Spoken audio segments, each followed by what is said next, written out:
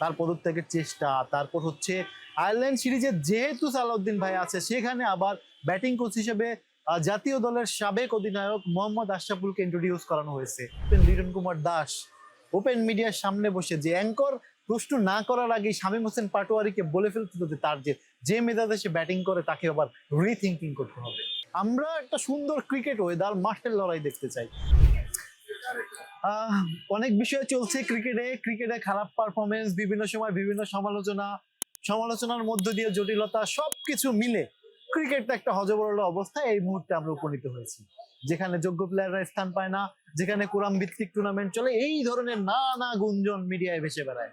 আমরাও বারবার পোস্ট করি, ড্রেসিং রুমে শান্তি না থাকলে ক্রিকেটে ম্যাচ জেতা সম্ভব না। বারবার বলেছি আমরা ফেসবুকে বলেছি, বিভিন্ন সময় বিভিন্ন জায়গায় পোস্ট করে বলেছি, কিন্তু ঘটনাটা আসলে সত্যি। দেখেন, আমাদের কিছুদিন ধরে এই আমাদের বাংলাদেশের ব্যাটিং কোচ হিসেবে দায়িত্বে ছিল সিনিয়র সহকারী কোচ সালাউদ্দিন ভাইয়ের দায়িত্বে প্রথম দিকে যেভাবে শুরুটা হয়েছিল সেভাবে মনে হয় সমালোচনা করার জায়গা নাই। আমরা টি-20-তে ম্যাচ জিততে শিখেছিলাম।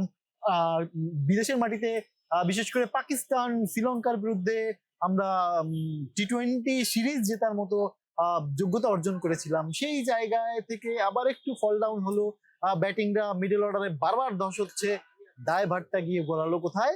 সেই সিনিয়র সহকারী কোচ সালাউদ্দিন ভাইয়ের উপর। সালাউদ্দিন ভাই এই মুহূর্তে বিসিবির কোচিং প্যানেলে নেই, তিনি অলরেডি পদত্যাগ করেছেন। এই ভিডিও যখন রেকর্ড করছি তার পদত্যাগ পত্র গ্রহণ করা হয়েছে, মিডিয়া মারফত আমরা এতটুকু খবর জানি। ঘটনাটা কি এখানেই সীমিত ছিল? তার পদত্যাগের চেষ্টা, তারপর হচ্ছে আয়ারল্যান্ড সিরিজে যেহেতু সালাউদ্দিন ভাই আছে সেখানে আবার ব্যাটিং কোচ হিসেবে জাতীয় দলের সাবেক অধিনায়ক মোহাম্মদ আশরাফুলকে ইন্ট্রোডিউস করানো হয়েছে। যেখানে একজন ব্যাটিং কোচ অলরেডি রয়েছে সেখানে আবার একজন ব্যাটিং পরামর্শক নেওয়া, তার মানে এটা কি কোনোভাবে ক্রাইসিস অফ লেগেসি বা ম্যানেজমেন্ট লেগেসি বা হচ্ছে দৃষ্টিগোচর কোনো জায়গা মেড আপ করছে কিনা? এই প্রশ্নটা আসলে দর্শকদের কাছে। আমরা একটা সুন্দর ক্রিকেট ওয়েদার মাঠের লড়াই দেখতে চাই। সেক্ষেত্রে ব্যাটিংদের দুমদুমা ছক্কার মাঠ যেমন, সেরকম টেস্টে বড় স্কোর, বিশ্বর যে র্যাঙ্কিং লিস্ট হয়, আইসিসি র্যাঙ্কিং লিস্ট, সেই লিস্টে আমাদের দেশের ব্যাটসম্যানরা থাকবে, আমাদের দেশের বোলাররা থাকবে, অলরাউন্ডার লিস্টে আমাদের দেশের ক্রিকেটাররা থাকবে, বা আইসিসি যে বড় বড় আসরগুলো আছে সেই আসরেও আমরা বাংলাদেশি ক্রিকেটারদের আধিপত্য দেখব।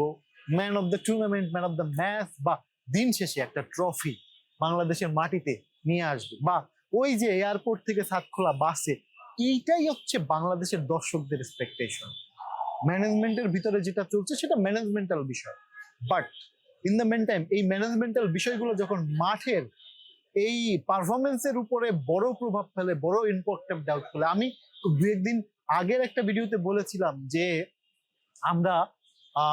আমরা যে লাস্ট সদ্য সমাপ্ত ওয়েস্ট ইন্ডিজ সিরিজের প্রথম টি-20-র প্রেজেন্টেশন নিয়ে কথা বলেছিলাম, যেখানে আমাদের ক্যাপ্টেন লিটন কুমার দাস ওপেন মিডিয়ার সামনে বসে যে অ্যাঙ্কর প্রশ্ন না করার আগেই শামীম হোসেন পাটোয়ারিকে বলে ফেলতে হতে তার যে মেজাজে সে ব্যাটিং করে তাকে আবার রিথিঙ্কিং করতে হবে। কিন্তু ব্যাপারটা হচ্ছে এইরকম, একজন ক্যাপ্টেনের উচিত যেমন আগলে রাখা, একজন ক্যাপ্টেনের উচিত যেমন টিমকে মেনটেন করা, তেমনি আমার কাছে মনে হয় বিসিবি বস যিনি থাকবে তিনি এইসব ইন্টারনাল বিষয়গুলোকে ম্যানেজ করেই একটা বোর্ড চালাবেন, যাতে হচ্ছে সেই ম্যানেজমেন্টাল যে বিষয়গুলো তার আউটপুটটা আমরা দেখতে পাবো খেলার মাঠে। সো এইসব জটিলতা কাটিয়ে উঠুক বিসিবি, বাংলাদেশ ক্রিকেট এগিয়ে যাক, বাংলাদেশের সব সমস্যার সমাধান করে অ্যাটলিস্ট আমরা খেলার মাঠে একটা উজ্জ্বল পারফরমেন্স, একটা উজ্জ্বল দিনের অপেক্ষায় বাংলাদেশের দর্শকরা।